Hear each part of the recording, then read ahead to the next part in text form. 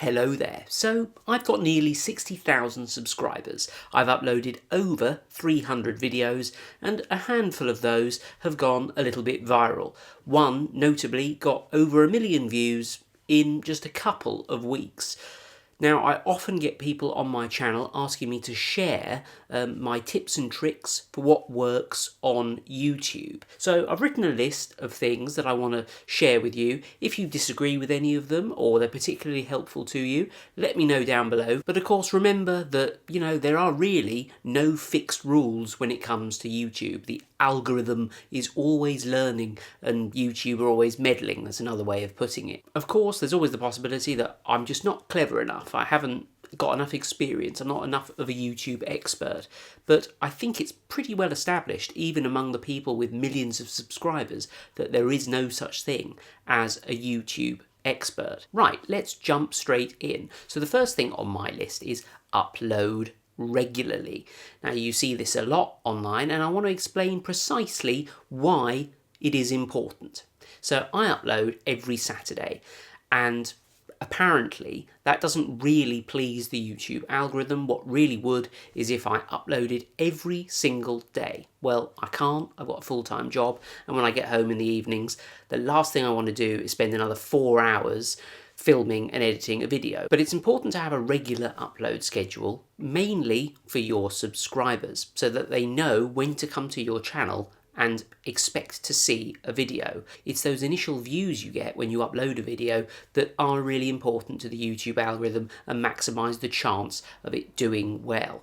And also for your own sort of routine as well. Mentally, it's easier to kind of know that, oh, well, once a week I film a video and you can kind of plan it throughout the week and then prepare yourself emotionally, sounds a bit sinister, but to record it. If you do upload regularly for a year, you would have, how many weeks are there in a year? 54.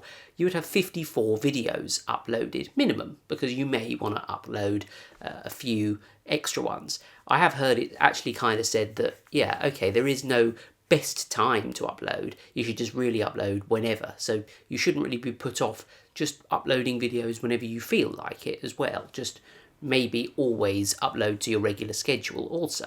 But this leads on to my next point, which is that the number of videos you have on your channel is extremely important. So if you upload regularly, you're going to have more videos over time than if you just uploaded every time you fancied it. The more videos you have, the more likely it is that somebody will stumble across one of your videos and then decide to watch some others. The more videos you have, the more likely you are to just appeal to some sort of random person who's browsing YouTube. And it's a little bit of a pessimistic way of looking at it, but the more videos you have, essentially, the more lottery tickets you have in the YouTube lottery.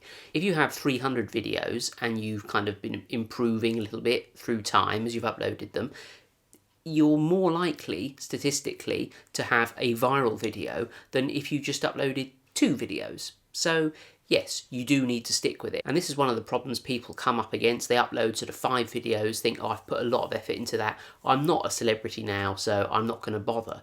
Well, I'm afraid it doesn't work like that. Unfortunately, building a YouTube channel is like kind of building a business. You have to sort of carry on in the face of adversity in the hope that there's light at the end of the tunnel. Now, there are always exceptions, and there are people who've uploaded one video and gone viral overnight, and well done to them, but you probably stand more chance of buying a lottery ticket and winning the lottery. You shouldn't be lazy with titles, tags, and keywords. Titles are the first things that people see when they see your video, so it's got to lure people in without being clickbait.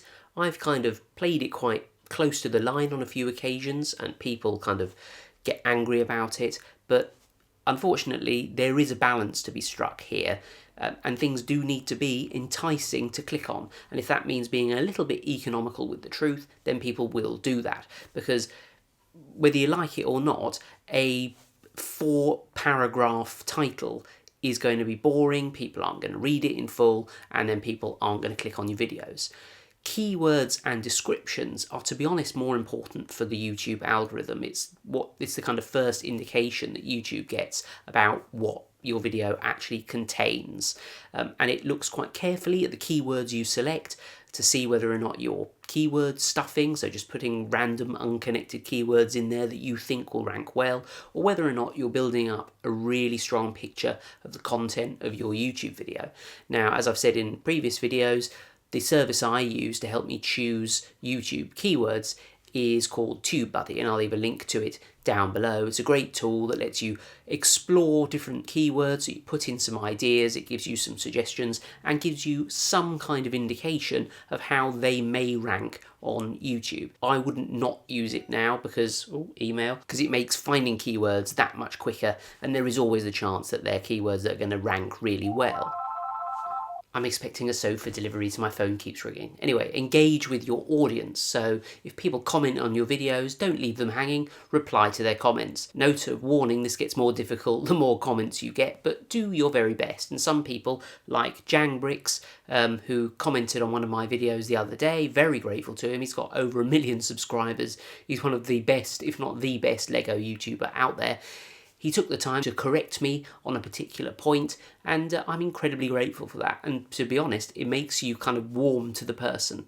Likewise, if you go over to other people's channels and contribute sensible stuff, don't just plug your own channel, then people may possibly click on your profile and then visit your channel. So engagement is extremely important, and again, it's supposedly important to the YouTube algorithm. When you're filming a video, try and make it enticing. So people have clicked on your enticing title and they want to watch a video, so don't just give them 15 minutes of boring crap. It sounds bad, but try and entice them to watch to the end of the video. So maybe hold something back until the end of the video that they'll have to watch the whole video to find out. So that will increase your watch time, and we'll talk a little bit about that in a minute. But yeah, keep people interested. And engagement, as we're kind of alluding to, is kind of important as well. So it's sad to say that occasionally in a few of my videos, people have found it incredibly necessary to talk about a particular aspect of my physical appearance, the fact that I'm sitting on the floor, for example, or there's been a talking point in the video, like an angry vase or something in the background, which is sadly gone at the moment. So yeah, talking points will get people engaging with the video, which should help it do well. Part of making your video engaging is the editing process. So I edit my videos heavily. You can see lots of jump cuts. That's because I make mistakes or and ah, or say something that I later decide is really, really boring, and I decide to cut those things out. Obviously, in an ideal world, the whole video would be kind of scripted and filmed in one long take, but I can't be asked to do that. So this kind of editing is what I need to do to make something that I think people will hopefully want to watch from the start to the end. And I think I have improved at this. You may agree or disagree, but if I look at my metrics, people do, on average, watch about 50 or 60% of my videos now, which is much higher than the sort of 30% that used to happen a few years ago. So I think that's just because more of my subscribers are watching my videos. I've got some very engaged subscribers, and for that I'm really grateful. But yeah, editing is a key part of that. It's a skill that takes quite a lot of practice, and I do have one piece of useful advice. I edit all my videos in one day in about kind of 2 hours, shortly after I finished filming the videos, actually. It's not the best way to do it. Really, film the videos, come back to it the next day, and then edit it. And ideally, if you're not in a rush to upload it, go back the following day and look at it as well, because with fresh eyes, you will see repetitions in your video much more easily. You will see things that really bore you to tears and you decide to cut them out. So yeah, the editing process is extremely important. You need to practice and you need to give yourself time to do it. And slightly related to those points, things that people always mention as being really important to the YouTube algorithm are click-through rate and watch time. So watch time is the total amount of hours of people staring at your videos. So, one video might be viewed by 1 million people who watch it all for an hour, so that's 1 million hours watch time. The click-through rate is when people are presented with a thumbnail of your video, what proportion of people then click on that thumbnail and watch your video. If you can get watch time really high and the click-through rate really high, allegedly that is a really good way to please the YouTube algorithm. Now, I'm a little bit skeptical. I do try and do that all the time, but I've had some videos recently which have had extraordinary click-through rates for my channel, and very good watch time, and then they've just sort of died off after my subscribers have finished watching them. Almost like YouTube has decided to not promote my channel, but that would be tinfoil hat conspiracy theory stuff, wouldn't it? Now, people always say be yourself with a YouTube video, and that isn't necessarily the best idea. My advice is to be a version of yourself that is interesting. So, I'm not always walking around going, hello, I would like a cup of coffee, please. I'm not always doing that, obviously. So this is a version of me that I think is kind of engaging. It's a presentational style.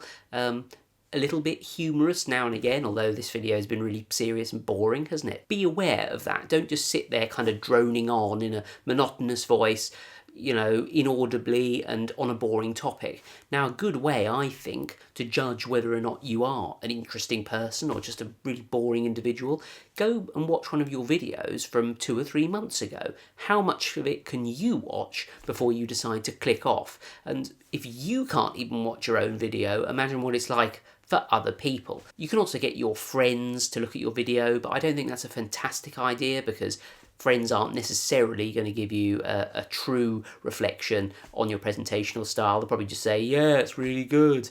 But ultimately, the beauty of YouTube is that, you can try different things, try different presentational styles, different editing techniques, upload your videos, and see whether or not it has any effect on your viewing figures. And the topic of your video is extremely important. I used to upload some very niche videos, I'm not going to comment on the pronunciation, don't worry, about things like, little vacuum cleaners or how to clean a thermos flask, and those videos did extremely well because they were interesting, they were about very niche topics that a lot of people weren't sort of covering, and there was a lot of interest in the content of those videos. By contrast, you can sort of be too specific. My favourite brand of digestive biscuits.